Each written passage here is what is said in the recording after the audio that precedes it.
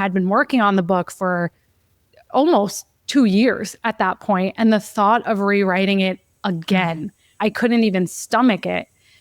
But that said, it was the best decision because once we had that unifying framework, much of the content was the same, but we had something to orient it around, right? So that just really made everything like boom, boom, boom, click into place. And now being able to teach it, to bring it into companies, to offer it to my clients, it just makes all of that so much easier. So I'm sure you both have thoughts about that. Hi, I'm Bethany Saltman, a literary agent and award-winning author. And I'm Fran Hauser, a best-selling author and independent bookstore owner. And this is the Bookbound podcast. On this podcast, we talk to women writers about their nonfiction books. But instead of talking about what their book is about, we focus on the process of getting their book into the world. These How I Did It conversations will help you pitch your big idea, write killer proposals, find the right agent and publisher, and live an amazing bookbound life.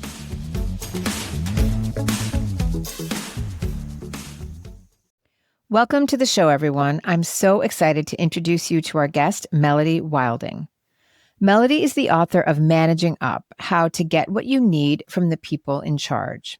For more than a decade, she's helped smart, thoughtful top performers at the world's most successful companies, including Google, JP Morgan, and Verizon, get the recognition, respect, and pay they deserve. She's a licensed social worker with a master's degree from Columbia University, professor of human behavior at Hunter College in New York City, and former emotions researcher at Rutgers University. Melody's path to becoming an author is super interesting. In our conversation, she shares how she found her agent with zero connections, how the structure of her book wasn't working, and the aha moment that helped her reimagine it in a way that finally clicked, and how she handled marketing differently for book number 2.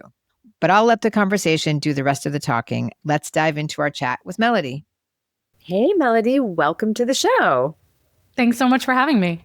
Yeah, we're really excited to get into this conversation with you.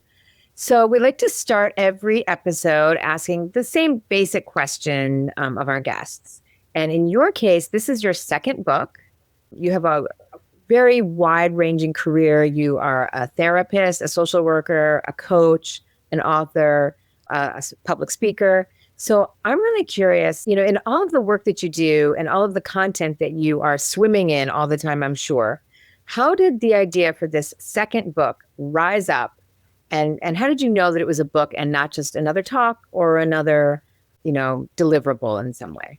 Yeah. And I think actually it goes back to my first book, because my first book, it's called Trust Yourself. And that came out in 2021. So spring of 2021, we were still in the very thick of the pandemic. And at that time, and still years afterwards, I was hearing a lot of the same patterns and themes. And that, as someone who has a research background, that's what always gets my attention.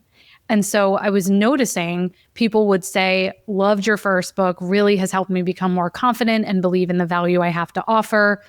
But I really find it challenging when I have to do that with people that have more authority than me, or people who I find intimidating.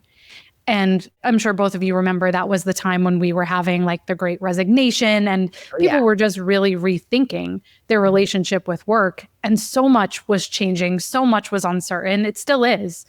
And I just kept hearing from people over and over, I feel like I'm just being jerked around by everything that's happening around me. There's reorg after reorg, and I'm trying to figure out where I stand and how do I assert myself in this environment. The company just laid off 25 people, and now I'm having to do the job of 3 people. How do I set boundaries around that? And so there were these persistent, consistent themes of assertiveness, of being able to stand your ground, even with people in power.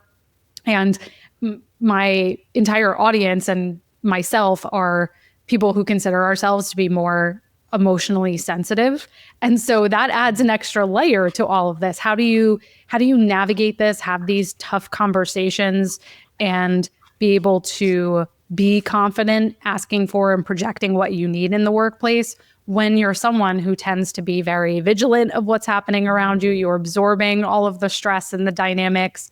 And so that was really how this book came about, was I couldn't not write it because I was having these conversations again and again and again in coaching. Every question was coming back to some form of managing up or managing across. And that's what made me say, okay, there's something here. This needs more of a meaty framework around it versus kind of the tip or the tool I could give here and there. People really need more of a holistic method to follow. And the book is really structured around the 10 most common conversations that you would have with the person who's managing you. So whether it's like setting boundaries or getting into alignment, did you always know that you wanted to structure the book that way? Absolutely not. And actually, it was a painful process getting there, but so worthwhile because I'm so happy we landed on the 10 conversations. And I'll tell you a little bit about how we got there. So I started the book in, I think, towards the end of 2022. And I wrote 2 entire full drafts of the book. I was not happy with it. It didn't feel like it was coming together in the way I hoped. None of the concepts were really sticky or standing out to me. It also didn't feel like me. It felt like I was just writing another leadership or management book and almost performing that. And I was feeling just very stuck and swirling in that. And so we had this sort of come to Jesus moment with the editor I worked with, who was sort of my partner on the book, kind of helping me get out of my own head and out of my own way, and my editor at the publisher. And the publisher said, this isn't quite clicking yet. And I think you recognize that. And I was wondering, it seems like all of these things come back to conversations. What would you think about orienting the book around that? And later, my editor, the one I hired personally, was like, I could see the blood drain out of your face when she said that. You turned like a different color, because at that point, I had been working on the book for almost 2 years at that point. And the thought of rewriting it again, I couldn't even stomach it. But that said, it was the best decision, because once we had that unifying framework, much of the content was the same, but we had something to orient it around, right? So that just really made everything like boom, boom, boom, click into place. And now being able to teach it, to bring it into companies, to offer it to my clients, it just makes all of that so much easier. So I'm sure you both have thoughts about that. Oh my gosh, my head is exploding. Yeah, I have so many. First of all, just from the beginning, I love that this book came out of your work as a coach. And that's so important, because I think that a lot of people, they know that they want to write a book and they have an idea, but it's a little abstract. It's really always so much better when it comes authentically from a practitioner's perspective. So that's great. And the fact that you had a framework, which is really interesting, because it sounds like that initial framework was not the framework that you ended up with. But even framework is so important, because a lot of times people don't understand that a book like yours, which is so useful and so helpful, and I love both of them, and I've been really helped by both of them, that it's really about having a framework. So I'd love to hear about how that shifted from the proposal, the book that you sold, and then, and so many drafts, so many years. Thank you for saying this. Again, people have no idea. So yeah, take us from proposal framework to book framework. What was interesting about this second book is that I was in a privileged position where, because it was my second book, so we already had a relationship with the publisher that was interested in this type of book. And so I didn't have to write, my first proposal was 100 plus pages. Sure. And because I had some credibility behind me, they knew who I was, it was a much shorter proposal. And so I think I had a sample chapter. I had shorter chapter summaries than I did in my first proposal. The framework was, if I recall, it was something around like mindset, managing your boss, and then managing others. It was very plain, vanilla, basic. It didn't have a lot of grippiness to it.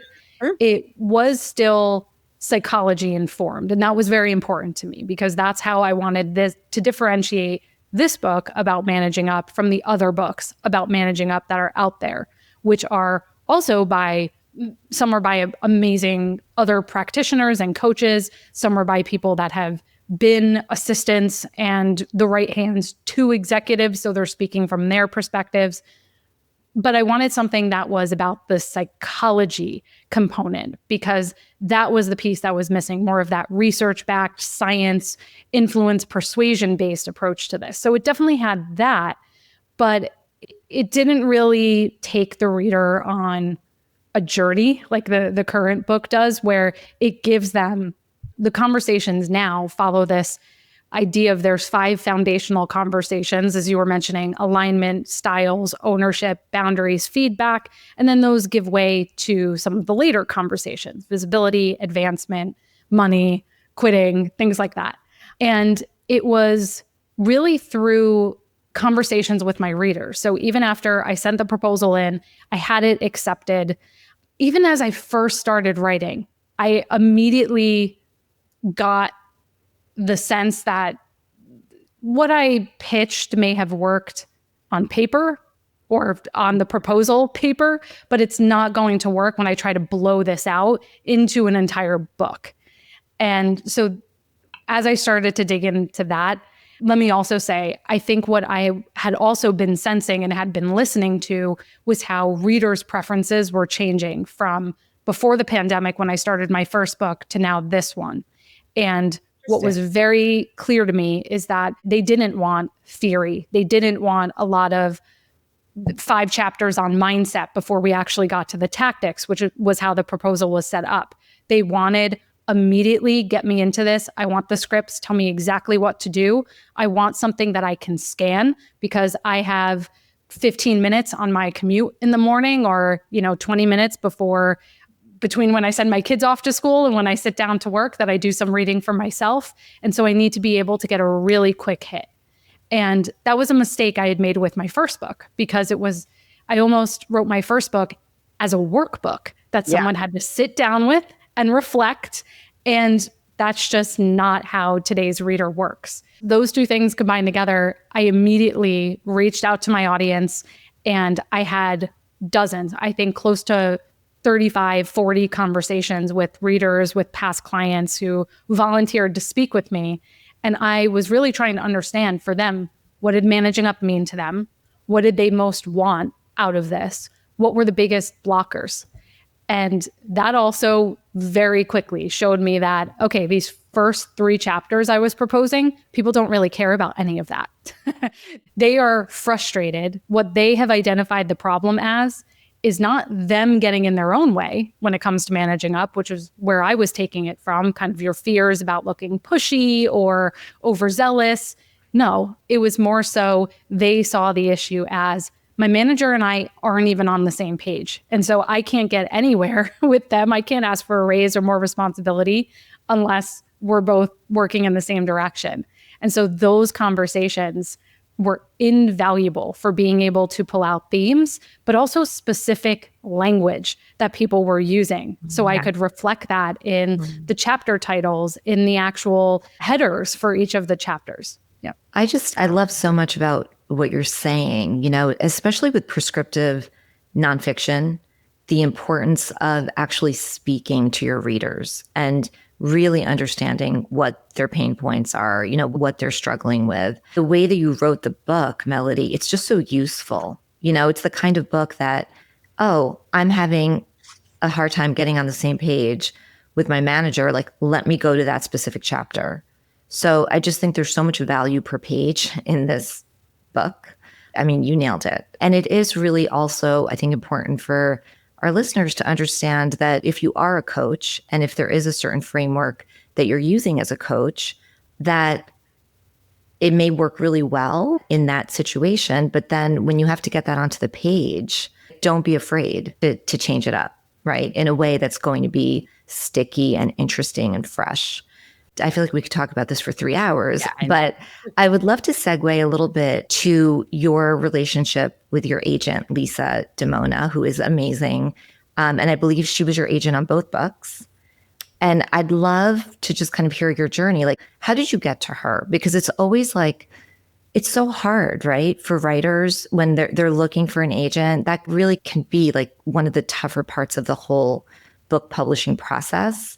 So can you share with us a little bit about that? I love Lisa. She has been such a godsend every step of the way in advising me. And I mean, just having tremendous wisdom. And I think that's such a huge part of the benefit of having an agent, someone who's looking out for you, who can, especially as a first-time author, explain terminology to you and how the ropes work. So it's a funny story about how Lisa and I came to work together. This goes back to 2016. And I was speaking at an event for a website that I wrote content for. And that's been a huge way that I've built my presence online. My following is writing content for other sites and building my thought leadership that way. And I was speaking at one of their events. And at that event, a different publisher came up to me and said, I'm an acquiring editor at this publishing house and been following you for a while. Love your work. Would love for you to write a book for us. And I was like totally taken aback because, of course, this was something I had always wanted to do, but I thought it was 10, 15 years off, just a bucket list goal. And I started having conversations with that person. Things moved along very quickly.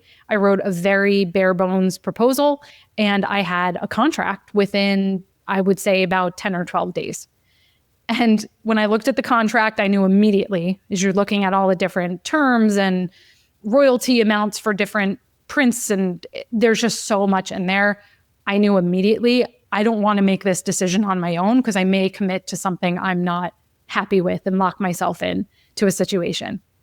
And so what I did is I went to all of the books on my bookshelf back here. And Fran, I'm sure I looked at your book. I'm like pretty positive I looked at your book as well. And I turned to the back and I looked at who everyone was thanking in their acknowledgments. And for most of the authors I respect, there were a handful, maybe 3 to 5 different agents that came up. And I cold emailed all of them. I found most agents, their information is available online because they want people reaching out to them. They want to source new authors and exciting work that they can do. And I cold emailed them. And Lisa responded. And, thankfully she saw something in me. I think that largely had to do with the volume of writing I had already done online, that she could see I could string together a cohesive thought. And I had certain perspectives. And so from there, she was very helpful in just coaching me, advising me, guiding me. What I ended up doing was I stepped back and, as I said, even with this first proposal or with writing the second book, I realized this isn't quite me. And I tend to do that with a lot of things. I tend to, because I'm a people pleaser and a nice girl, I tend to create first what I think people want me to create. And then I often have to go through stepping back and asking myself, what do I really want to write here? And what is uniquely my perspective? And that's what I had to do on the first proposal as well. And that process, unfortunately, took, I would say, like 2 years to actually figure out what I was trying to say and target with the first book. But from there, the rest is history. And it's been wonderful. It's been wonderful to have just a partner on this journey. Again, also having someone who can advocate for you with the publisher and make sure as the author you're getting the opportunities, who is consistently making sure that the book is featured in different ads that the publisher is doing, or that we're continually in front of them asking about foreign rights deals that may be coming up. So all of that I wouldn't be able to do without her. Well, and I think hearing this story will be really encouraging to our listeners because you didn't have the connections. It's not like you were connected to any of these people, right? They weren't in your world. And this process of going through the acknowledgments of books that are in your space or like adjacent to your space and cold emailing, it works. We've heard this from others too, right, Bethany? Where especially if you put together a really thoughtful email, right, it is a process that can work. Yeah. So I'm really happy that you shared that. Yeah. We always tell people to look in acknowledgments if you're looking for an agent for books that are like yours and that you admire. It's the perfect place to look. So that's great. And as an agent, I can say you'd be a dream email to receive. Someone who has done a lot of work and is looking for representation on a real project. So I'm not surprised. Hey there, Bookbound friends. If you're a fan of this podcast, you've definitely heard us talk about the agony and the ecstasy of the nonfiction book proposal. Yes, proposals are challenging, and yes, they can take a while, but we truly believe that for nonfiction writers, mastering the art of the book proposal, and we really do think it's an art, isn't just necessary to land a book deal. It's one of the best ways to become the expert of your own topic and to sharpen your craft. That's why Fran and I wrote our ebook. It's called Bookbound, a tried and true method for turning your great idea into a standout book proposal. It's available now at bookboundpodcast.com/ebook for just $19.99. So if you're serious about your idea, but not quite ready to invest in coaching or courses, this is the perfect place to start. Download our ebook today and take the first real step toward writing the book only you can write. How did, Melody, did platform come up for your first book, for Trust Yourself? Because that was published in 2021. Was platform a part of the conversation when you were pitching that book? Oh, yes, absolutely. Yeah. And that was one of the biggest learnings for me as a first-time author, was even realizing that a proposal is 60% about your platform and 40% about the actual content of the book. And what was another learning I had through that process is to accentuate the positive, as someone said to me. So in my case, and still to this day, I don't have the biggest social media following. And I was very self-conscious about that and thinking, well, that's going to paint me in a not a great light to the publisher when they're dealing with people that have 100,000 followers plus on Instagram. And it was very helpful to understand from Lisa, from others, that, think of it like a diamond. You want to shine on the facet that is strongest for you, that is shiniest for you. And for me, that was mainstream media. So I had tons of coverage on different mainstream news sites, CNN, NBC, New York Times, Wall Street Journal. And so that was what we really emphasized, was that sort of mainstream media, as well as a lot of my writing, whether it was for The Muse or Fast Company or Business Insider, Inc., and really shining a light on those pieces and giving as much tangible data as we could about how many even social media shares my articles had or comments. And so that was very insightful for me, that I didn't have to cover everything, so to speak, with my platform. I could choose which aspect of it was strongest and lead with that. I'm trusting that you didn't go with the publisher that approached you. I did not. We, of course, gave them, as soon as my full proposal was ready, we came back to them, and it wasn't quite the book they were interested in. So we went out to other publishers at that point. Got it. But that's a good lesson too for a lot of people who are doing their first book. They have the dream. And oftentimes when people get approached, they say yes because they're so happy. And I always encourage people, don't say yes until you've really done the research, because if one person wants it, probably other people do too. Well, and what Lisa had said to me, and then as I was talking with other authors at the time, they said, make sure you're writing about something you're going to be comfortable talking about nonstop for the next 3, 5, 10 years. When I looked at the initial, the sort of bare bones proposal I put together, I was like, I'm already a little bored by this. That was also another huge impetus for stepping back and thinking about, what am I comfortable standing behind for the rest of my career? Because that's what you're doing. That is such a great point, because you're talking about it in media interviews. You're talking about it when you do talks. I mean, you podcasts, right? You're talking about it all the time. And it really is for years. Like The Myth of the Nice Girl, my first book, came out in 2018. I am still talking about that book. I am still doing talks. I'm doing speaking engagements about that book. I'm doing podcast interviews. So it really does, have to be something that you're really excited about, and that you can see yourself talking about for a long time. And the other thing you said, Melody, about platform is also really important, because I think often we equate platform to social media, and it's so much more than that. There are so many pieces to it. And I love that you really leaned into your media relationships. For someone else, it might be their speaking, engagements, or their relationships with big organizations that can help amplify the book. So really not pigeonholing yourself to the social media piece. That's really just one piece. And I'm thinking about our listeners who are thinking, okay, great, but you had all of these amazing connections in media. Can you speak to them for a minute just on how you got started, even writing and getting all those big bylines? Yes. Yeah. My secret was help a reporter out. Oh, I remember that. Yes. And I think it just recently came back. I think they shut it down for a while. And now I had seen that they recently brought it back. But there's other services that do something similar, which is essentially it help a reporter out, at least back in the day, was this service that reporters would put requests for experts out on, and you would get an email 3 times a day with these different source requests, and you would respond.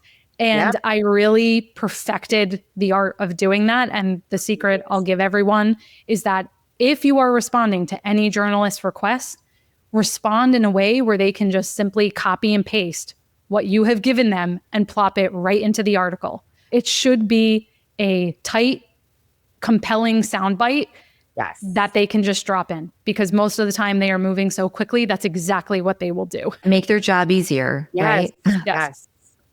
Yes. And so from there, I was then able to leverage putting those emblems on my website. The SEO engine started to take hold of people would Google an article about setting boundaries at work, and I was an expert quoted in one piece, so they would reach out to me for another one. And then there you go. Yep. The snowball just kept rolling downhill. Oh my God, that's such great advice. So for our listeners, check it out if it's still there. HARO, help a reporter out. You get digest emails 3 times a day. It was amazing back in the day. And I'm delighted to know if it's back. That's great. That's such good advice. Thank you. And something on that, I think what's also different now that wasn't as true back then is journalists and writers, they're on Twitter, X, they are on LinkedIn, and they are always posting, looking for sources. And so many times, if you make a list of some of the publications that you really want to be in, and you find those contributors and those journalists who are writing for them, follow them on social, make a short list where you can easily check their posts, maybe twice a week, once a week, scan through those. That is another very easy way. That wasn't as true back then, where now everyone is just on social, has their own platform. Sure. That's so good. Yeah, that's true. I'm actually seeing that more on LinkedIn now that you say that. So let's talk about marketing. Now that the book is out and you're an expert, this is your second book. And by the way, having a second book is it's unique, because a lot of times people have that debut, and if it doesn't go great, that second book is really tough. So congratulations on that. And so how's the marketing going? And tell us anything you can about a masterclass in marketing. The marketing has been great. It was fun the second time around because I knew a little bit more about what I was getting myself into and what I was doing. But also, again, the market has changed because everyone was online when I was launching my first book. And now that's a little different. We're more so back to regular programming. So with this second book, from basically day one that I signed the contract, I started building my beta readers list. And at first it was those people who were willing to talk to me for interviews.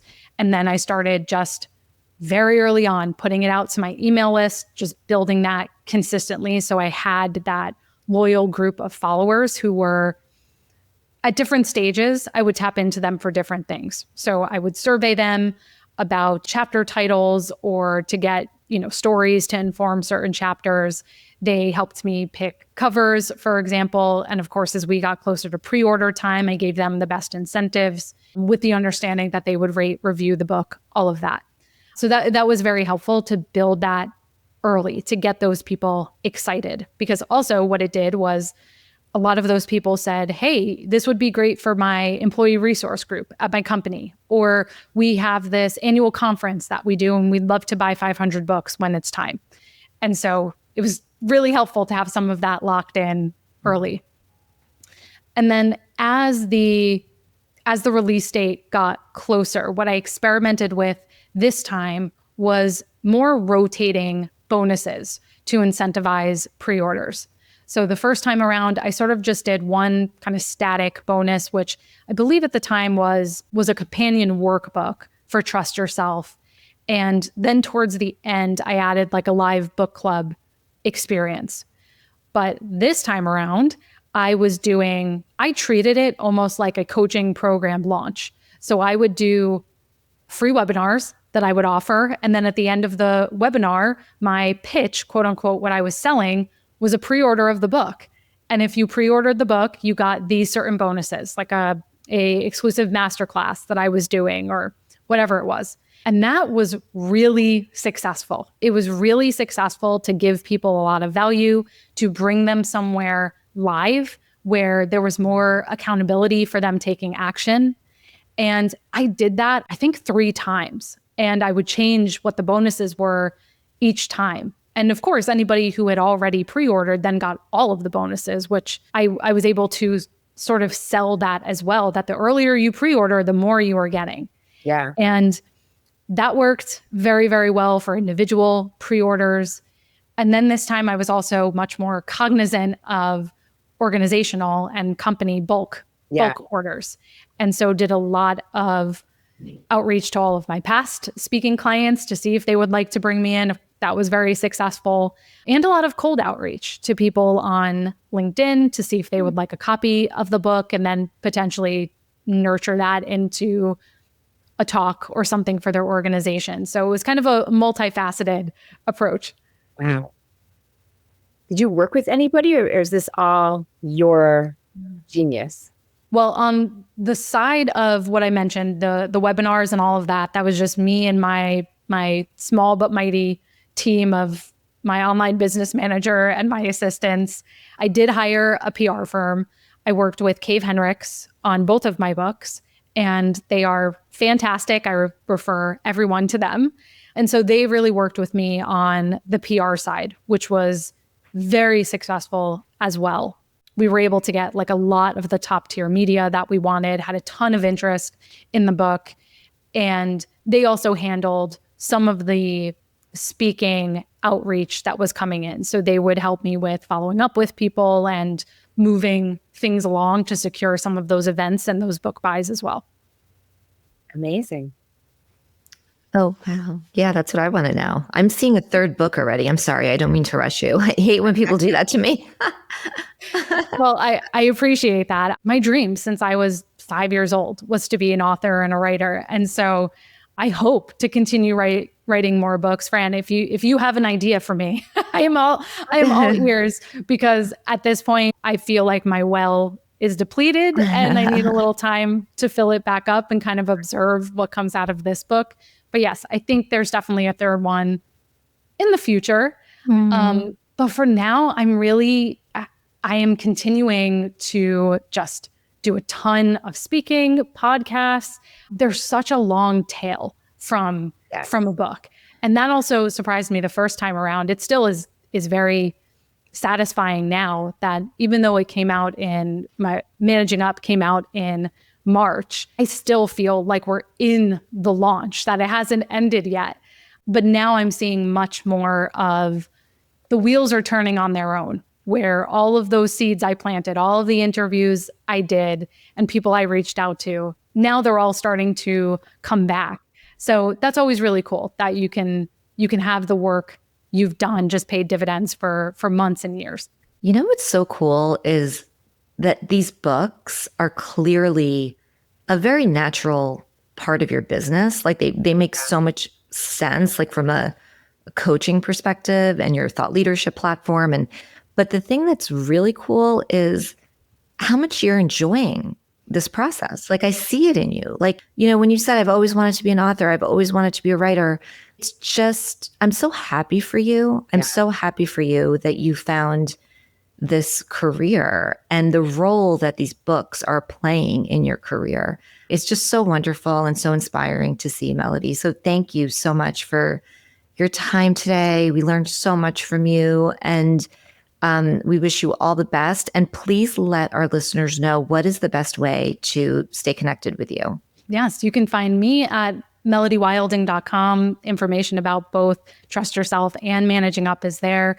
And find me on LinkedIn. I'm very active there. I always love hearing directly from people. So I'm just Melody Wilding on LinkedIn as well. Amazing. Thank you so much. Thank you. Thank you. We hope you enjoyed this episode. Please subscribe wherever you get your podcasts and consider leaving a rating or review to help other writers find us. And don't forget to check out our Read Like a Writer book club and our downloadable Bookbound proposal guide, both designed to support you as you bring your book idea to life. You can also find us on Instagram at bookbound_podcast. Happy writing!